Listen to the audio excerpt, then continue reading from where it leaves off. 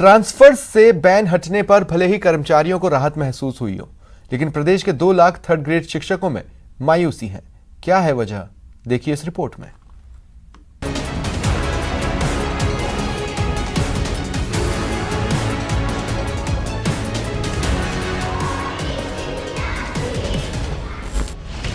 शिक्षा मंत्री से शिक्षकों की गुहार। तृतीय श्रेणी शिक्षकों के जो तबादले हैं वो विगत 3 सालों से लंबित हैं, उनके तबादले भी शीघ्र खोले जाएं। थर्ड ग्रेड शिक्षकों को क्यों किया दरकिनार? सरकार को 2 वर्ष पूरा होने को आए, लेकिन इन्होंने पहले जो ट्रांसफर किए उसमें भी थर्ड ग्रेड को शामिल नहीं किया।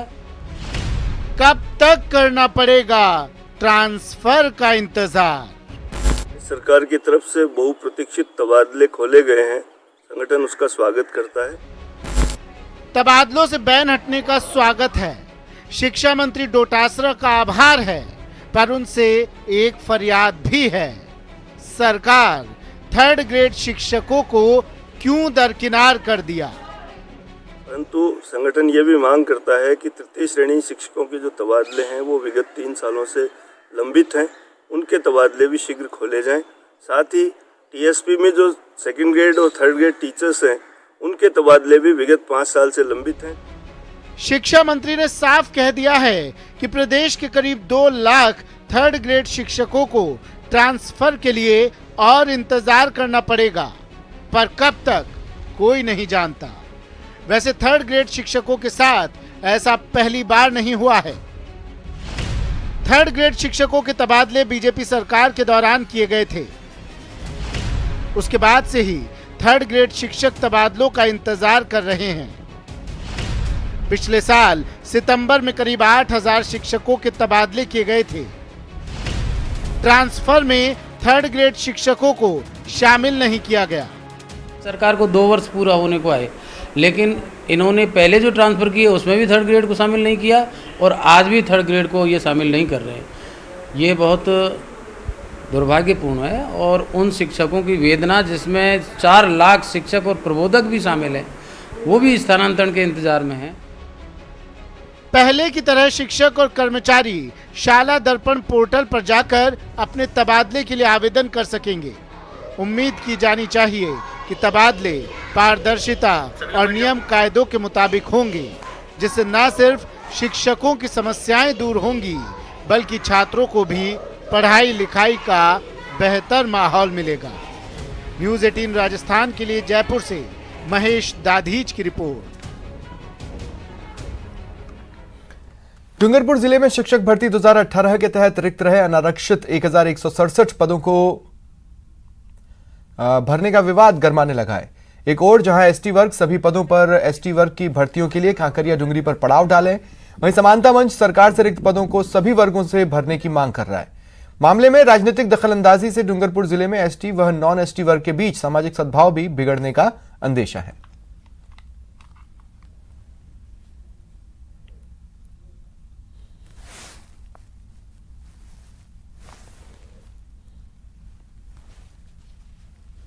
हमारी मांगें नहीं मानने पर हम 22 दिन डूंगरपुर कलेक्ट्रेट के सामने धरना प्रदर्शन दिया।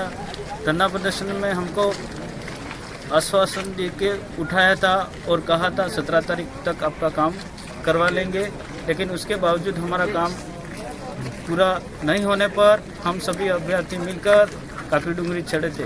काकरी डूंगरी फिर 12 दिन बैठने के बाद हमारे सरकार के जनप्रतिनिधि यहाँ आकर के हमें आश्वासन देके 3 महीने की कमेटी गठित कराई थी।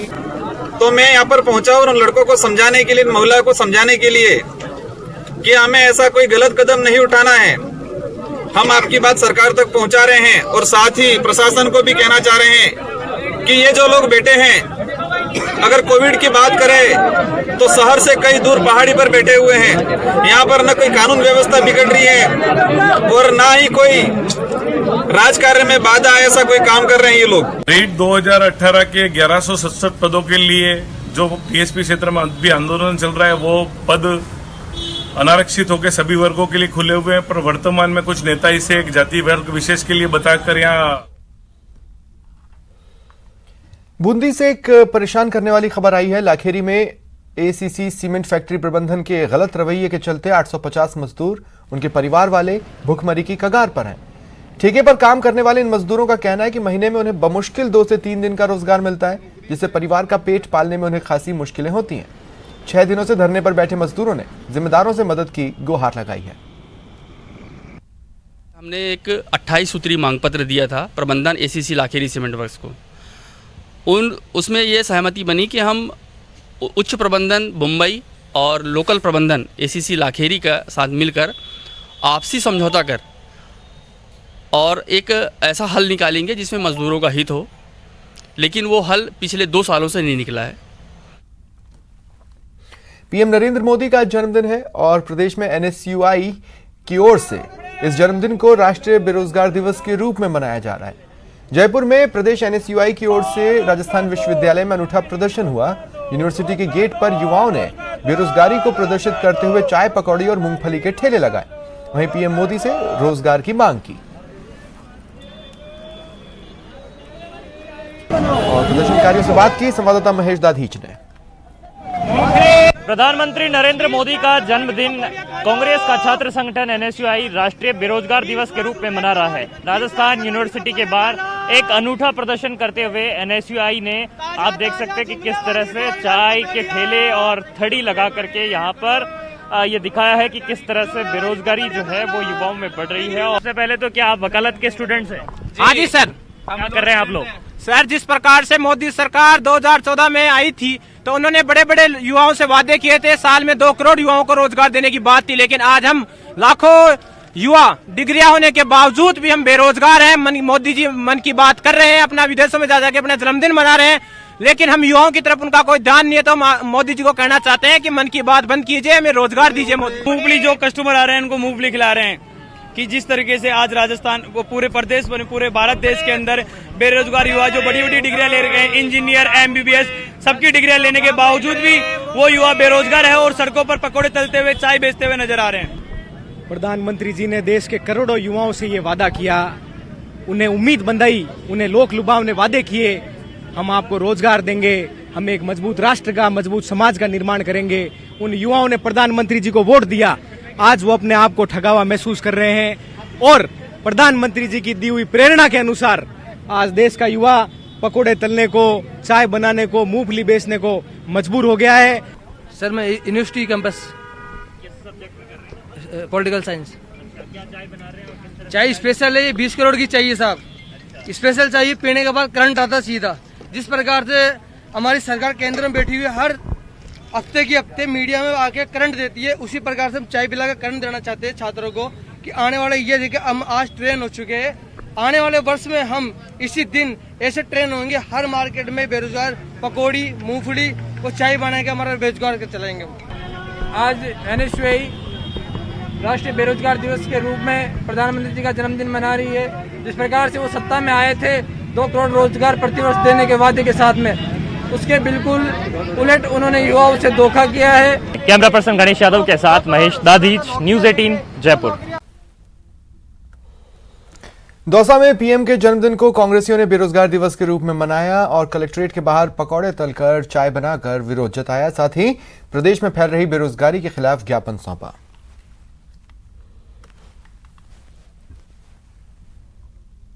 प्रधानमंत्री नरेंद्र मोदी जी के जन्म दिवस के अवसर पर हम सभी ने बेरोजगारी को देखते हुए राष्ट्रीय बेरोजगार दिवस मनाने का आज प्रोग्राम किया है। इसके अंदर जैसे कि मोदी जी ने 2 करोड़ रोजगार प्रतिवर्ष देने की बात कही थी, लेकिन 2 करोड़ रोजगार देना तो दूर की बात है, अभी वर्तमान स्थिति को देखते हुए लोगों के रोजगार छीने जा रहे हैं। आज पूरे देश में जो बेरोजगारी दिवस और निजीकरण को लेकर पूरे देश में जो युवाओं का आक्रोश है, वो इस मोदी सरकार और बीजेपी की सरकार ने जो प्रतिवर्ष 2 करोड़ रोजगार देने का जो जनता से वादा किया, युवाओं से वादा किया, इन्होंने कम से कम ज़्यादा नहीं, एक सर्वे कहता है कि 10 करोड़ रोजगार छीनने का इन्होंने काम किया है। एक सर्वे के अनुसार पिछली जुलाई माह में, अकेले जुलाई माह में 50 लाख युवाओं के रोजगार छीन लिए गए हैं। इस प्रकार पूरे देश में युवाओं में आक्रोश है। बीकानेर में पीएम मोदी के जन्मदिन को राजस्थान युवा कांग्रेस ने बेरोजगार दिवस के रूप में मनाया। कांग्रेस के प्रदेश सचिव अरुण व्यास के नेतृत्व में, माफ कीजिएगा, युवा कांग्रेस के प्रदेश सचिव अरुण व्यास के नेतृत्व में आज युवाओं ने पकौड़े तलकर विरोध दर्ज करवाया और मौके का जायजा लिया संवाददाता सतवीर सिंह राठौड़ ने। प्रधानमंत्री नरेंद्र मोदी का आज जन्मदिन है, तो वहीं पर राजस्थान युवा कांग्रेस की ओर से इसे राष्ट्रीय बेरोजगार दिवस के रूप में मनाया जा रहा है। अभी मैं जस्सूसर गेट पे हूं, अपने कैमरा पर्सन धीरज जोशी से कहूँगा एक बार तस्वीरें दिखा दे कि किस तरीके से यहाँ पर राजस्थान युवा कांग्रेस की ओर से जो अरुण व्यास है उनके नेतृत्व के अंदर पकोड़े तले जा रहे हैं। तो हम अरुण व्यास जी से बात करें। अरुण व्यास जी, किस आज प्रधानमंत्री जी का जन्मदिन है और आप पकोड़े तल रहे हैं, क्यों, आखिर क्या इस तरह के करना पड़ रहा है आपको? देखिए, आज 17 सितंबर को देश के प्रधानमंत्री श्री नरेंद्र मोदी जी का जन्मदिन है और भारतीय युवा कांग्रेस द्वारा पूरे देश में आज राष्ट्रीय बेरोजगार दिवस के रूप में मनाया जा रहा है। 6 साल पहले पूरे देश में बड़े बड़े होर्डिंग्स लगे थे, बहुत देखी महंगाई की मार, बहुत देखी बेरोजगारी की मार। अब की बार मोदी सरकार, जब सत्ता में मोदी जी नहीं थे तब देश के युवाओं से उन्होंने वादे किए थे कि 2 करोड़ रोजगार प्रति वर्ष वो देंगे। आज 6 वर्ष बीत जाने के बाद में 30 करोड़ से ज़्यादा युवा भारत में पूरे देश में बेरोजगार हैं, जिनकी शिक्षा पूरी हो गई लेकिन उनके रोजगार का कोई साधन नहीं है। आज मोदी जी ना तो युवाओं की बात करते हैं ना रोजगार की बात करते हैं, उल्टा उनका बयान और वक्तव्य आता है कि पकोड़े तलना भी एक रोजगार है। तो पढ़े लिखे युवा यदि पकोड़े ही तलेंगे तो हम लोग उनके जन्मदिन पर ये एक विरोध स्वरूप पकोड़े तलकर प्रदर्शन कर रहे हैं और देश के प्रधानमंत्री जी से यह मांग करते हैं कि आप देश के युवाओं के बारे में सोचें और उन्हें रोजगार दें। आखिर क्यों पकोड़े ही क्यों तले जा रहे हैं? क्योंकि युवा है, युवाओं को रोजगार नहीं मिला, जिस कारण से पकोड़े तलने की बात सामने आ रही है। जी, देश के प्रधानमंत्री गरिमामय पद पर होते हुए युवाओं को पकोड़े तलने की नसीहत देते हैं तो इससे बड़ी शर्म की बात और विडंबना की बात नहीं हो सकती। इसलिए हमने ये विरोध करने का यह तरीका सोचा कि जब मोदी जी हम लोगों को रोजगार देने की बजाय पकोड़े तलने की नसीहत देते हैं तो आज उनके जन्मदिन पर हम लोग पकोड़े तलकर ही विरोध जताएंगे। कैमरामैन धीरज जोशी के साथ सतवीर सिंह राठौड़, न्यूज़ 18 बीकानेर। दौसा में विद्या भारती नाम की एक संस्था ने जरूरतमंदों को सौर ऊर्जा लालटेन बांटी। यशोधरा लॉन में आयोजित कार्यक्रम में जिला कलेक्टर ने लोहारों और घुमंतु जाति के लोगों को सौर ऊर्जा लाइट दी। विद्या भारती के पदाधिकारियों ने बताया कि आज 500 सौर ऊर्जा लाइट वितरित की गई है, जो आगे भी जारी रहेगी।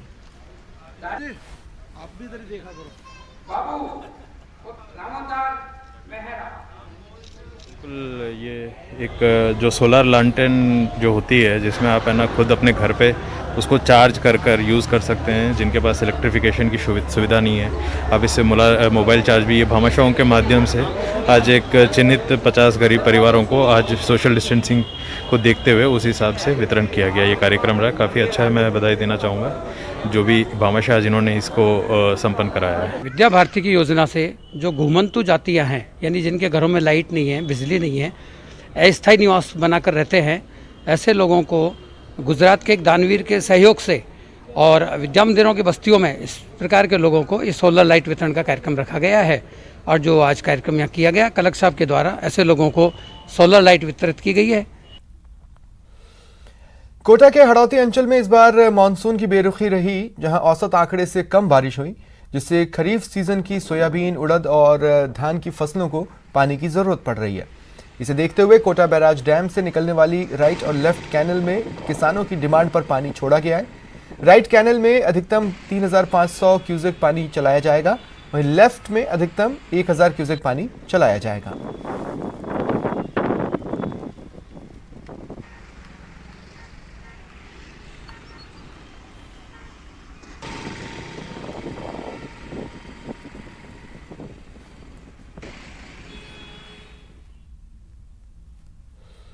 कोटा में बीती रात एक 5 फीट लंबा मगरमच्छ अरब गांव में बने एक मकान के बाड़े में घुस गया। लोगों के होश उड़ गए। स्थानीय लोगों ने सूचना वन विभाग को दी। वन विभाग की टीम ने मौके पर पहुंचकर मगरमच्छ को धर दबोचा, जिसके बाद लोगों ने राहत की सांस ली। वन विभाग की टीम ने मगरमच्छ को पकड़कर सावन भादो डैम में छोड़ने का फैसला लिया।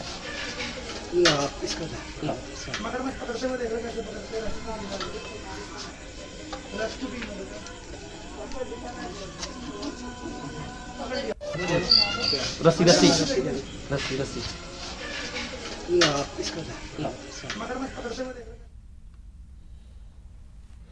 करौली के गहरौली वन क्षेत्र में पिछले कई दिनों से पैंथर का मूवमेंट बना हुआ है।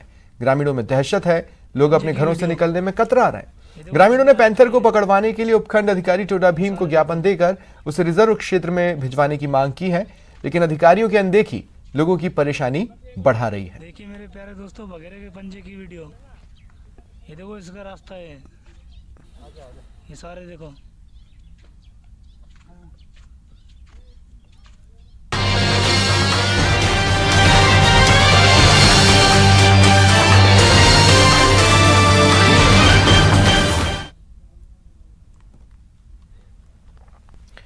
पीएम मोदी के जन्मदिन पर राजस्थान के कई जिलों में कार्यक्रमों का आयोजन हुआ। 4 तस्वीरें आपके टीवी स्क्रीन पर। दौसा, बीकानेर, डूंगरपुर में बीजेपी की ओर से रक्तदान शिविर का आयोजन हुआ। कार्यकर्ताओं ने बढ़ चढ़कर रक्तदान किया। वहीं भरतपुर में अस्पतालों में मरीजों को फल बांटे गए।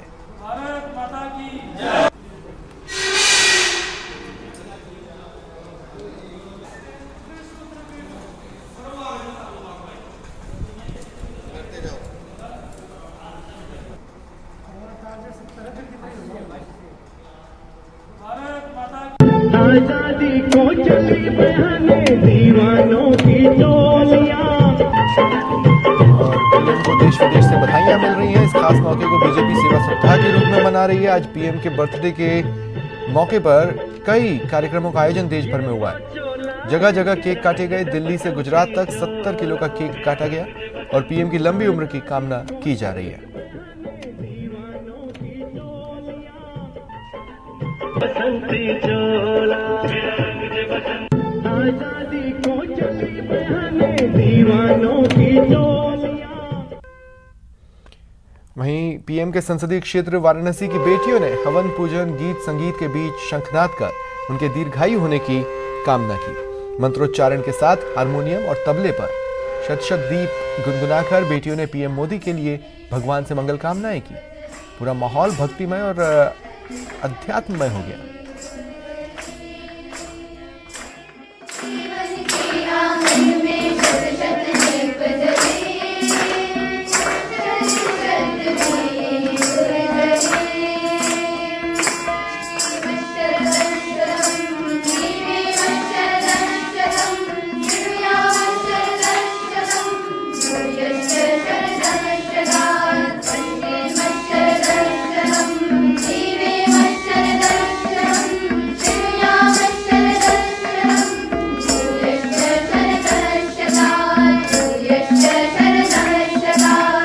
काशी में आज भी मंत्र गूंज रहे हैं, लेकिन आज मंत्र अपने सांसद की दीर्घायु के लिए, उनकी लंबी आयु के लिए गूंज रहे हैं। और इस वक्त उनके संसदीय क्षेत्र की बेटियां उनके लिए जीवते शरदे शताम का पाठ कर रही हैं। और ये अभी हवन हुआ है और हम बात करते हैं कि किस तरीके का जो अभी आप लोगों ने पूजा की और उसका श्लोक का क्या अर्थ है।